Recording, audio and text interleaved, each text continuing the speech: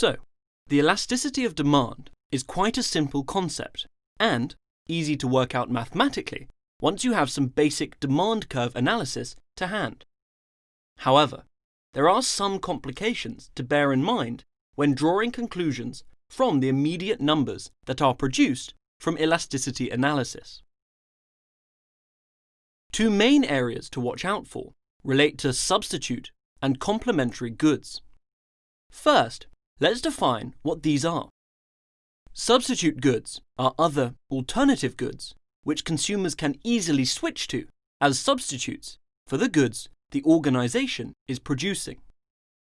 Complementary goods are goods that go with other goods, complementing each other to the point that they are often sold together, such that a change in demand for one changes the demand for the other. But why are these concepts important? Let's look back at our simple widgets example again. In our standalone demand model, we have a view of the relationship between prices and quantity. However, we have to be cognizant of the fact that even if we do nothing on price, the quantity sold could fall if the price of a substitute good in the marketplace is reduced, resulting in customers abandoning the widget and switching to this substitute, but perhaps cheaper product. A simple example might be mobile phones. The demand curve for an iPhone might be given, but a significant reduction in an Android device could see customer migration and lower iPhone sales, even though its price may not have changed. So, an organization needs to be aware of substitute goods in the marketplace and the impact that they could have on its own products. As regards complementary goods, why are they important? A simple example might be in our widget scenario, but, in fact, our widget is a lawnmower. The company may be aware that when it sells more lawnmowers, it also sells more grass seed, as customers view these products as good to buy together.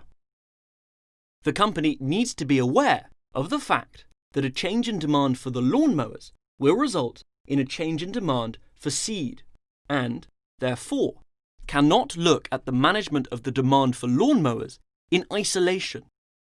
So, when planning a price change for lawnmowers, and the logistical impact that that will have as regards quantity, it also needs to consider the position as regards the grass seeds. In understanding the ideas behind the impacts involving substitute goods and complementary goods, the elasticity involved in these impacts can also be studied. We call the change in demand for one product arising, where there is no change in price, out of the change in demand for another product, where there was a change in price, the cross-elasticity of demand. Let's look back at our iPhone example, where there was no change in the iPhone price, but, say, the substitute Android device had its price reduced by 10%. The 10% reduction will change the volume of Android devices sold, the price elasticity of demand for that product, but may also change the number of iPhones sold, even though the iPhone price is unchanged. The percentage reduction in quantity sold of the iPhone arising from this price change is a very useful number, as we can judge the impact changes in competitor pricing will also have on our value. Cross-elasticity, CED, is measured by dividing, in this case, the percentage change in iPhone sales by the percentage change in Android price. So, if the sales of iPhones drops by 8%, then the CED is 8% divided by 10%, which is 0.8.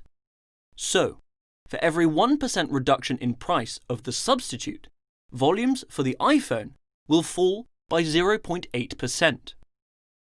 A similar analysis can be carried out for complementary goods, where you assess the change in volume sold of the complementary good with no price change, as a result of a price change to the core product, the lawnmower in the previous example.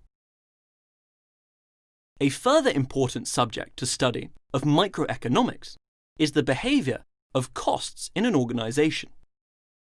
This is important because organizations need to understand how costs change as production changes, which can then be taken into account in making decisions based on demand curve analysis and so on. But why is this important? Demand and supply curve analysis might demonstrate the optimal demand and supply position based on pricing. But underlying this will be a cost component that is not fixed, but changeable. Understanding this underlying cost component is critical in making decisions about production. Here, we will examine costs through two different lenses, the short run and the long run. What are these, and why is the behavior of costs different in each case? Let's look firstly at the short run. Let's look at, for example, a scenario where there is a single factory and no opportunities to add additional factories. If we produce 0 units, we still have to pay for the factory. This is called a fixed cost. When we produce widgets, we also have to pay for them. To produce each unit costs something. This production cost is called a variable cost. Variable because the more we produce, the larger the variable cost. So, our total costs in this case are the fixed cost we have to pay anyway, and whatever variable costs we incur, subject to how many units we produce.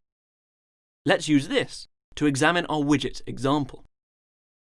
Let's say that the cost of the factory is fixed at €1,000 per annum, and say we have 10 staff who can produce 1,000 widgets at a variable cost of €1.50 each, being €1,500. In this case, our total costs are €2,500. This is an average total cost of €2.50 per unit produced. But let's say our staff can produce more per person than they currently are, say from 100 widgets per person to 150 widgets per person, and we decide to produce them. We have now produced 1,500 widgets. In this case, our labour costs have not increased, but we have had to still spend on raw materials. So, our average variable cost per unit has dropped to, say, €1.25. Therefore, our total variable costs are now €1,875. Total costs are thus €2,875, meaning average total cost per unit has dropped to €1.92. €2,875 divided by 1,500 widgets. In fact, we can see here that to produce an additional 500 units only costs us an additional €375, or 75 cents per unit, much lower than the margin cost of the first 1,000, €1.50 per unit. This extra 75 cents we call the marginal cost per unit, that is, the cost to the organisation of producing one additional unit. We can see in this case that the marginal cost is decreasing from €1 for the first 1,000 to 75 cents for the next 500. This is driven by the fact that there is extra capacity to produce available from the staff already employed. We can see how the average fixed cost per unit also falls dramatically, as the fixed cost of €1,000 is spread over more units. If we were to start to plot the cost numbers in our table 1 on the last slide, we would begin to see some interesting charts. When we look at how these different costs change over time, but in the short run with one factory, we know that they broadly follow the charts above. We can see that marginal cost, MC, falls as the variable resources in the business, e.g. people, become used more and more to fill their capacity at MC1, where marginal cost is lowest. This is what happened with our widgets earlier. However, as more resources are added, marginal costs start to go up. For example, additional resources added that are not fully used, resources being added and getting in the way of others in the factory, etc. And marginal returns from resources begin to diminish as the factory fills up. We can see that average fixed costs, AFC, decline continually as the single fixed cost is spread across more and more units. Average variable cost and average total cost, per our earlier example, will drop as marginal costs fall, but will begin to go up again as marginal costs begin to increase beyond MC1. These are our short-run curves. Things look slightly different in the long run. We define long run as the period when everything is variable, i.e., we can add infinite amounts of factories and fixed costs as we please, such that these fixed costs start looking like costs we can vary, i.e., variable costs. Given the stickiness of fixed costs and the difficulty, for example, in building a new factory, this takes some time and, as such, can only happen in the long run. We can see how the long-run average cost curve, LRAC, is constructed. We can see that it is made from a series of short-run curves. When output grows beyond a certain level, costs become inefficient, so the company might get a new factory, and short-run costs flip from SR1 to SR2, and so on. But what of the shape of LRAC? It falls at earlier level of outputs due to economies of scale, and then rises beyond LRAC1 due to diseconomies of scale. But what does this mean? Put simply, an organization might be able to increase production efficiency by adding more factories perhaps, linking them together in some way to get more and more efficient. Hence, total average costs drop as the scale of output increases. However, there comes a point where further efficiencies cannot be reached, and further output cannot be done more cheaply, on average, than previous output. However, there comes a point where further efficiencies cannot be reached, and further output cannot be done more cheaply, on average, than previous output. This happens at LRAC1, and could simply be the result of every possible efficiency being exploited. From there on, further output costs more on average as other issues take hold. An example might be that a key raw material runs out at a certain production level, and new materials costing more, perhaps they have to be transported further, must be brought in to replace them. This then becomes a diseconomy of scale. Let's finish this module with a discussion about a particular element of the microeconomic environment referenced earlier, the competition. As has been said, consideration of the competition and what they are doing is important in understanding the organization's own competitive position. We have seen an example of that when we talked about iPhones, Android devices, and complementary goods. However, it is important to understand that all competition is not equal or uniform. There are different types of possible competitive environment, and the type of competition will play a role in an organization's approach to it. There are four main types of competitive environment: perfect competition, oligopoly, monopolistic competition, and monopoly. Let's look at the definition of each in turn. Perfect competition exists where there are many competitors operating in a marketplace with equal power to have an influence on the market, selling the same product, known as a homogeneous product. No single participant is big enough to control the market for that product. Oligopoly exists where there are just a small number of large players in the market. In monopolistic competition markets, there are lots of participants, as in perfect competition, but each participant produces a slightly different product, differentiated on areas other than price, such as through branding and so on.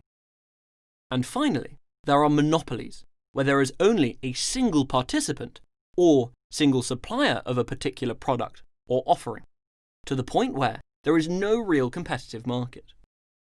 Why do these different types of competitive environment matter? Imagine that you are a company in each of these different types of markets. You will likely operate very differently in each one.